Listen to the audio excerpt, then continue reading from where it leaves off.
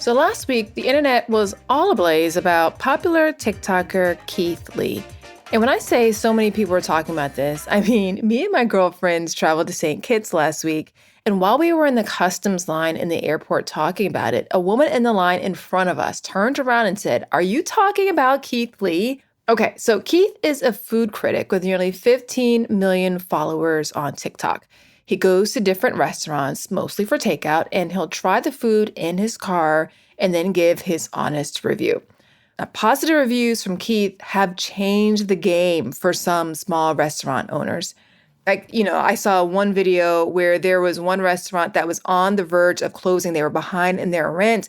And then Keith posted a review, which now has like over 40 million views on TikTok.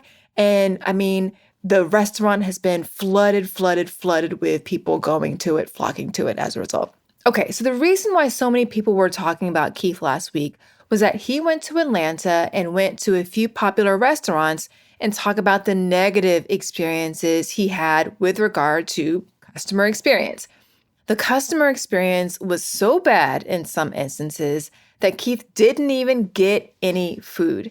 His videos on the matter talking about this really stirred up a lot of conversation around the topic of customer experience, with lots of people chiming in to voice their opinion about how tired they are of restaurants, but let's just really say brands overall, thinking that customer experience, or lack thereof, isn't important.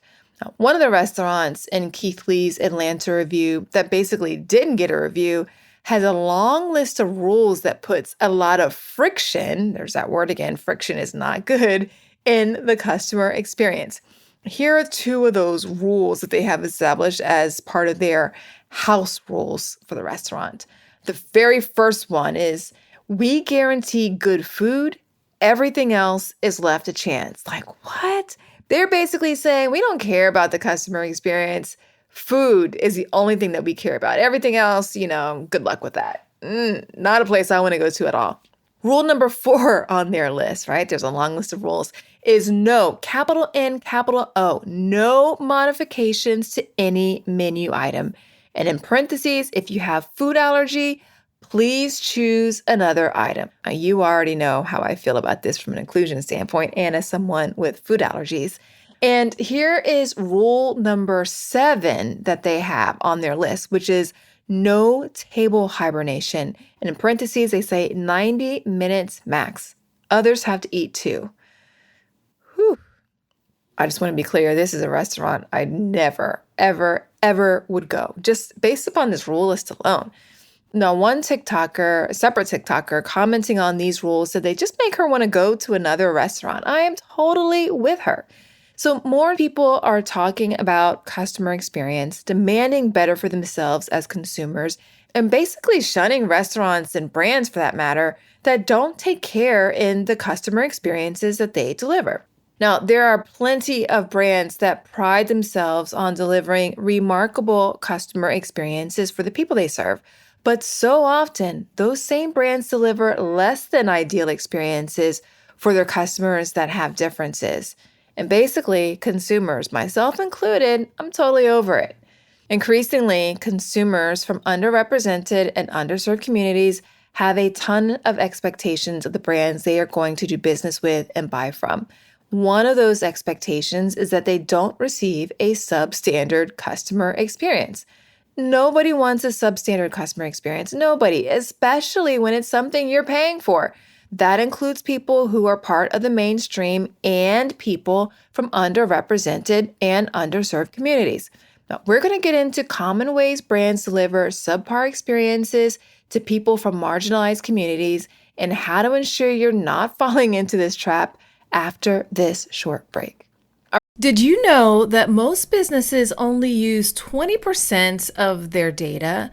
That's like reading a book with most of the pages torn out or paying for a coffee that's just 1/5 full. Point is, you miss a lot unless you use HubSpot. Their customer platform gives you access to the data you need to grow your business. The insights trapped in emails, call logs, and transcripts, all that unstructured data that makes all the difference. Because when you know more, you grow more. And when you get a full cup of coffee, you can do more too. But I digress. Visit HubSpot.com today. All right, you've probably heard me say this several times before. Inclusive marketing and customer experience are like inseparable twins. You really can't have one without the other.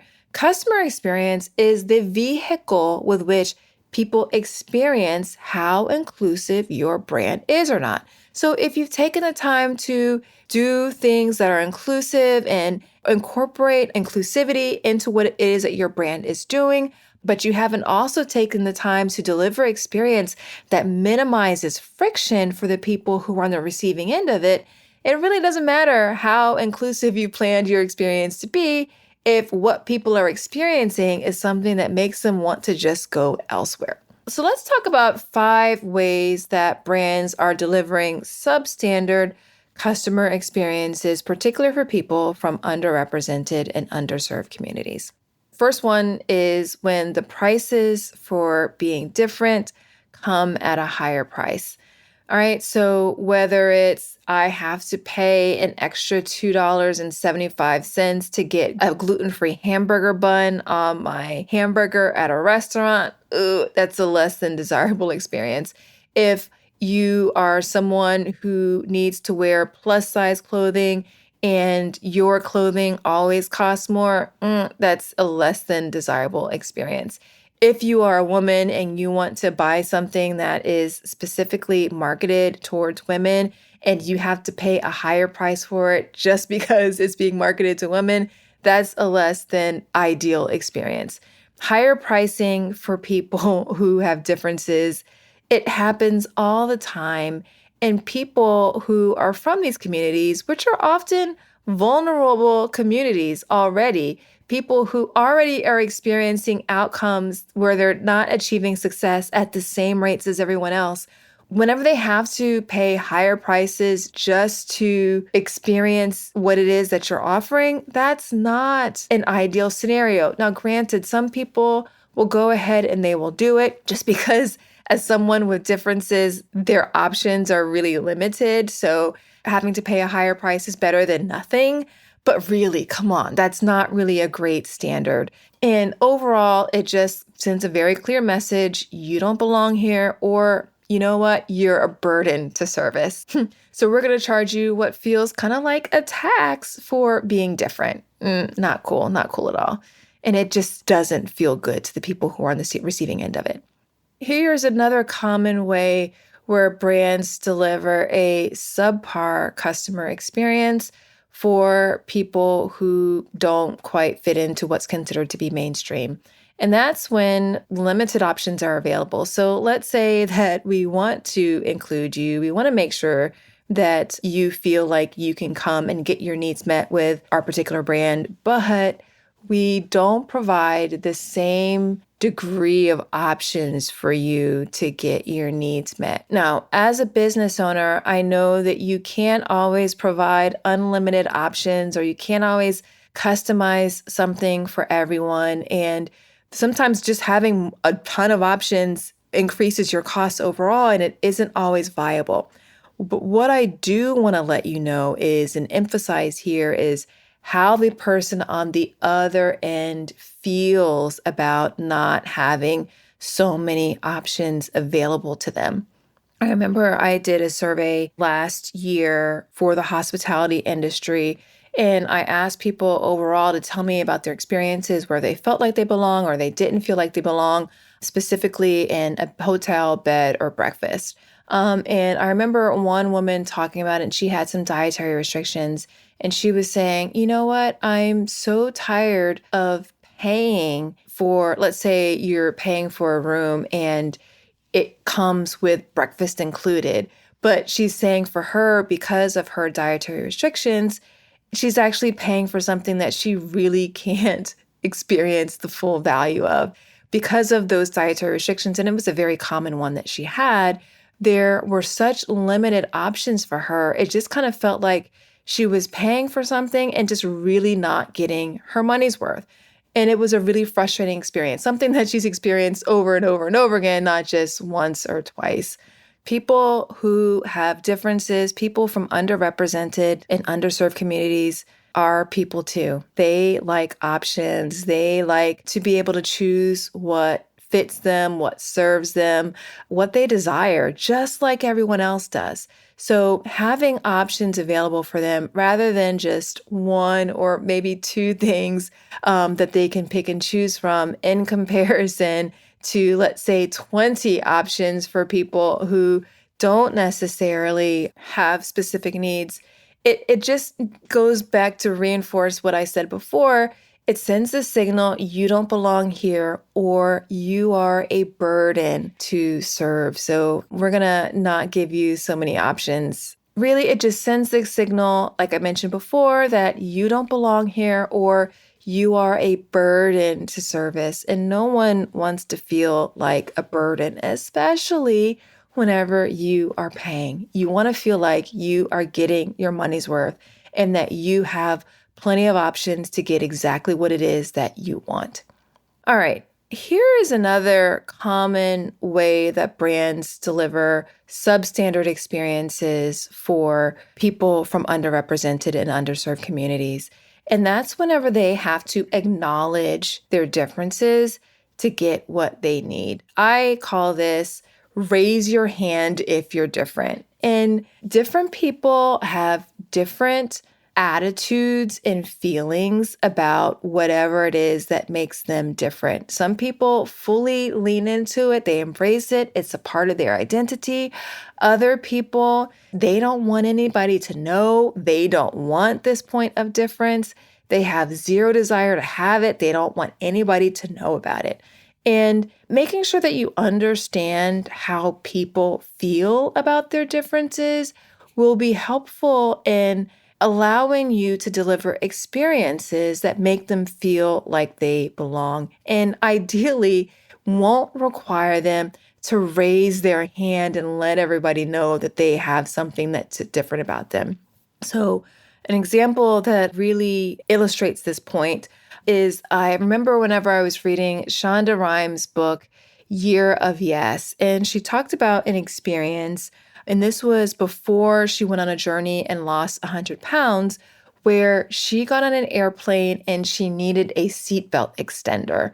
And she was just going through this process, this internal conversation with herself, to where ultimately she came to the conclusion that here's what she said: I would rather die than ask the flight attendant for a seatbelt extender. Like, she just felt like the thought of it was embarrassing. It was just something that she was just going to make her feel bad about herself.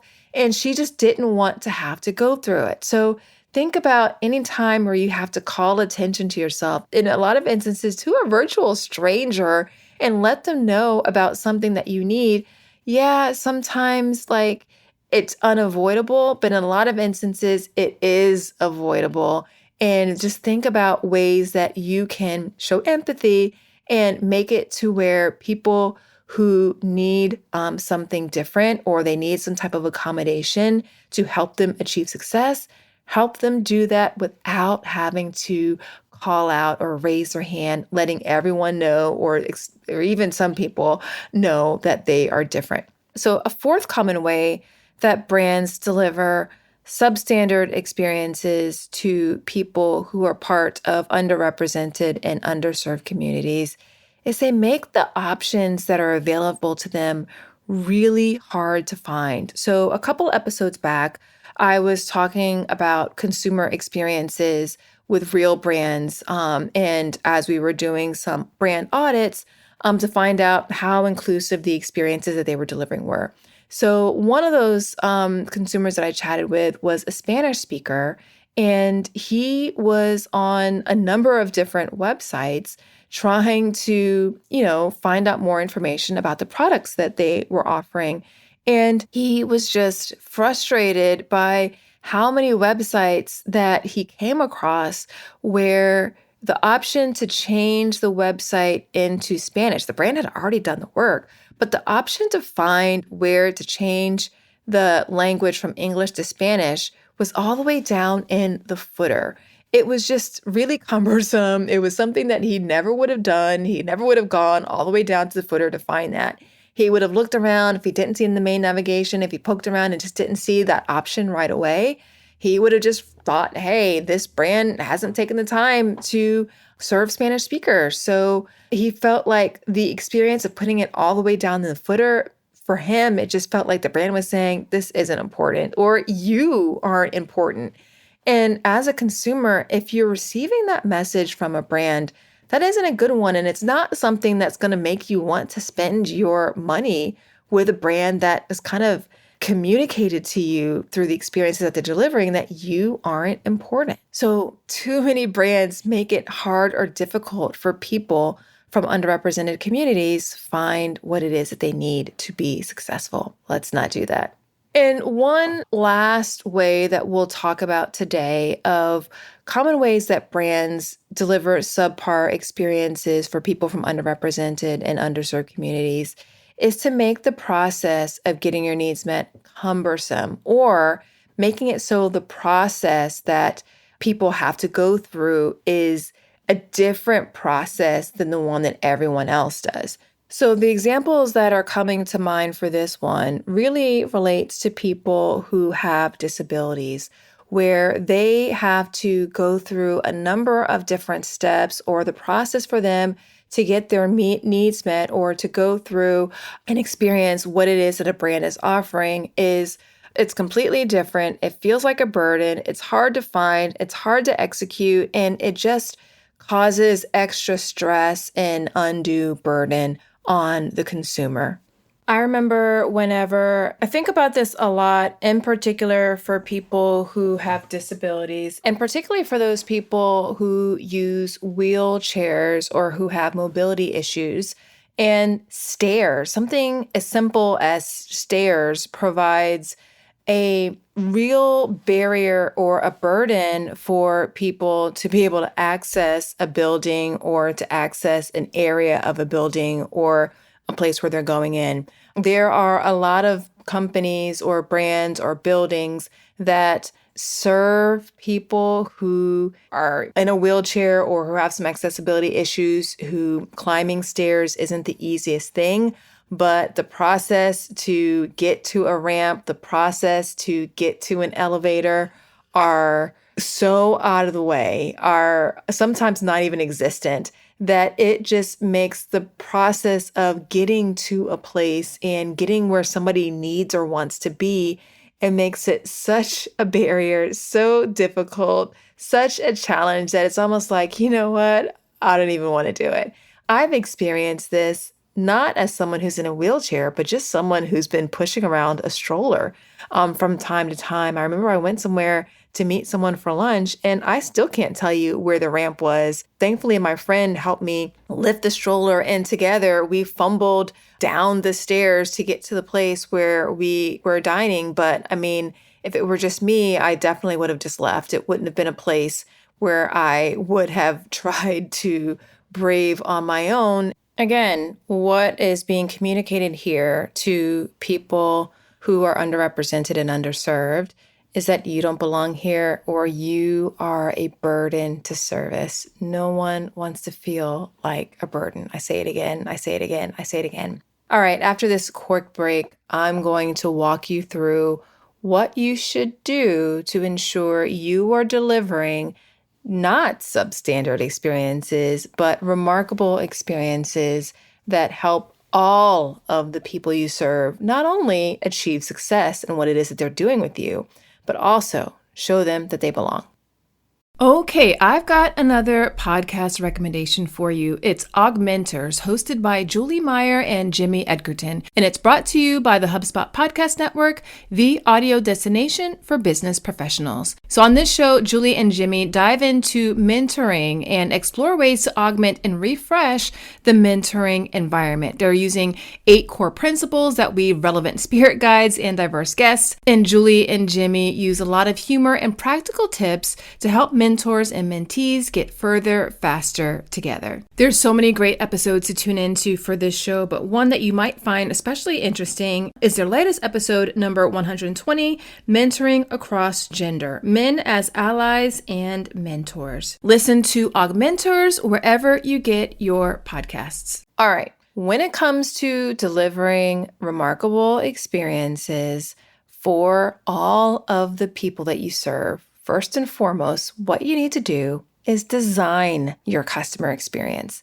Specifically, plan out what is the type of experience that you want to deliver for all of the people you serve. Be intentional about how you want people to feel as they're going through that experience, and then making sure that you are designing that experience with inclusion in mind, with the different identities of the people that you're serving in mind. That will help make sure that you get all of the details in place that make it seem like you were specifically thinking of them. So I think about this all the time from an identity standpoint about people designing experiences. Whenever I am out in public and I have to take Luna to the restroom. Luna's 3, she's potty trained, but whenever she has to go, right? Like we have to go. We don't have the luxury of saying, "Hey, wait till you get home." And anytime I go to a restroom, a public restroom, I am always so frustrated when it comes time to have to wash Luna's hands, because what happens in 98% of the instances, I have to lift her up to get soap on her hands and then lift her up to get her hands washed, because she's not tall enough to reach the soap dispenser, depending upon where it is, and not tall enough to reach the faucet on her own. I remember I was in Buenos Aires and I saw a sink.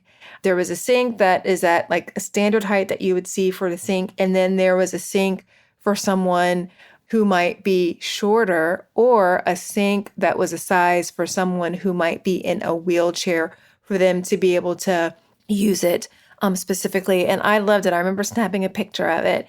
And I just thought it was a beautiful thing. I remember also earlier this year, we went to the Children's Museum here in Tampa. And whenever you went in the restroom, it was clear they designed it for children, right? They knew that children were going to be part of the people who were going to be using this restroom. So all the sinks were at a lower height, which was wonderful. There were other sinks that were at a higher height because there was going to be adults, of course, accompanying the children. And then there are also sinks that had stools or little step ladders that made it easy for kids to be able to just easily access the sink. I mean, it was just a beautiful thing.